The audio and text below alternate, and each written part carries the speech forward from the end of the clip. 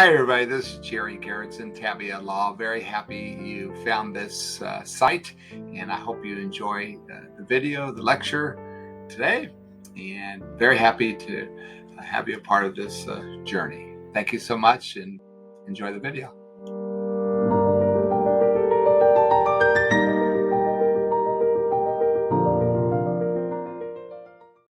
Hi everybody, this is Jerry Garrettson, Tabea Law.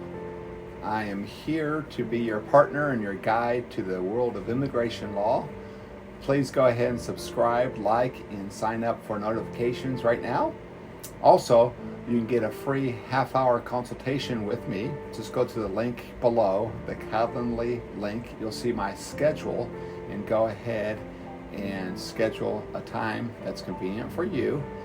And you'll get a half-hour free consultation with me about anything concerning immigration law. All right, and also at the end of this video, I will read the scripture for the day. All right, so we are talking about the Fiancée Visa. This is part 2 in our series about the Fiancée Visa. What's a Fiancée Visa? This is the visa that helps or that enables a foreign immigrant to come to this country for the sole reason of getting married.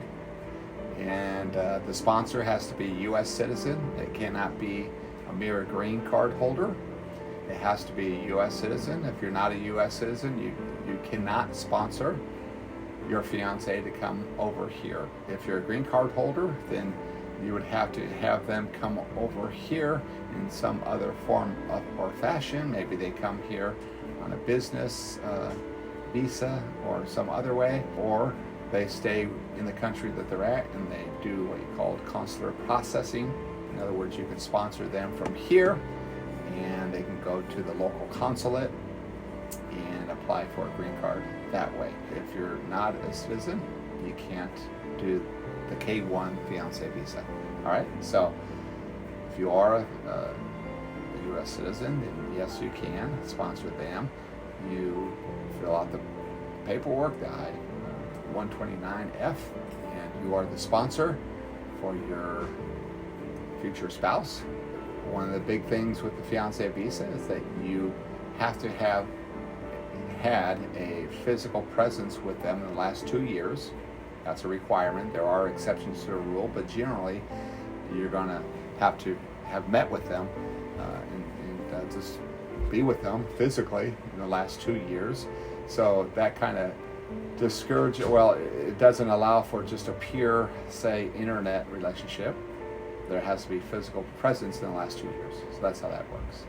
Let me go ahead and remind you that I am here to be your immigration partner, your guide to the immigration law. And please subscribe, like, and sign up for notifications. And if you want a free half-hour consultation with me, go ahead and go to the link below and set up the free consultation, and I will talk about whatever you want to in the world of immigration. All right, and we'll hook up via MS Teams and have a video conference. If you can't do a video conference, we can do a telephonic on a telephone. All right, so let's continue with our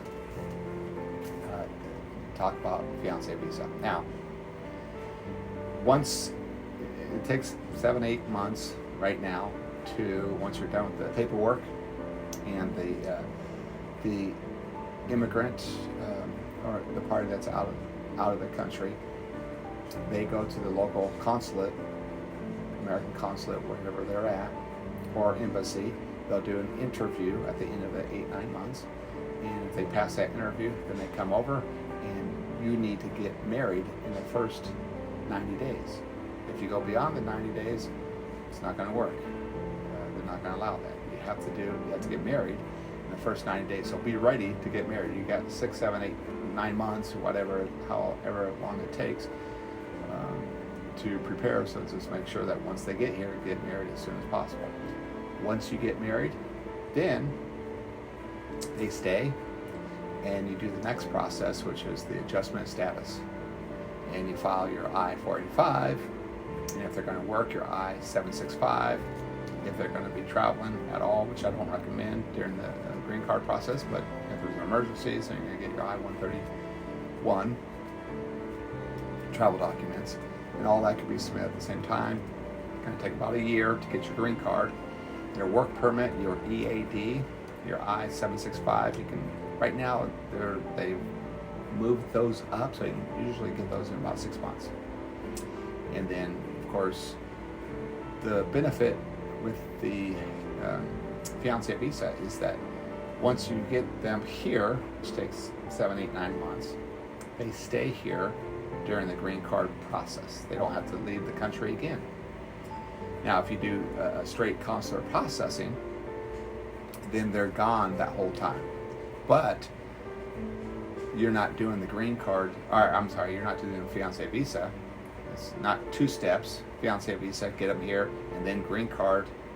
About a year later, they get their green card. With consular processing, they're gone. They don't come here for the Fiancée Visa. They stay in their country, and it takes about a year to get them their green card, because they'll go to the interview at the American consulate or embassy in their country, and they'll do the interview. If they pass, they'll stamp their foreign passport, and that's their LPR status, legal permanent resident. Then they'll come over to the United States, and they're here. They'll get the green card in the mail within a couple months, however long it takes. So that's part 2 of our talk on Fiancée Visas. What I want to say is, again, my name is Jerry Garrettson, Tabea Law. I'm here to be your partner, your guide to the world of immigration law. Please subscribe, like, and sign up for notifications right now. Also, you can get a free half-hour consultation with me by clicking the Calendly link. You'll see my schedule, and then you just pick a day and time that works for you. We'll have a half-hour video conference or on the telephone, and I'll answer any of your immigration law questions. Okay, let's go ahead and read the scripture now. The Bible says here in Genesis 2, thus the heavens and the earth were finished, and the host of them. Thank you so much, and we'll see you guys next time. Thank you.